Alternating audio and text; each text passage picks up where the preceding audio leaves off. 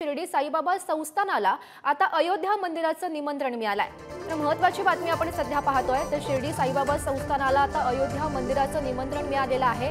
तर 22 जानेवारीला अयोध्यामध्ये भव्य दिव्य असं श्रीरामाची प्राण प्रतिष्ठापना सोहळा पार पडणार आहे आणि या सोहळ्यानिमित्त अनेकांना निमंत्रण देण्यात आलेलं आहे आणि याच संदर्भात सध्या शिर्डी साईबाबा संस्थानाला निमंत्रण देण्यात आलेलं आहे। तर या संदर्भात माहिती देत आहेत आमचे प्रतिनिधी प्रशांत शर्मा सध्या आपल्या सोबत आहेत। प्रशांत, सध्या अयोध्या मंदिराचं निमंत्रण शिर्डी साईबाबा संस्थानाला दिल्याचं समजतंय, काय माहिती मिळते?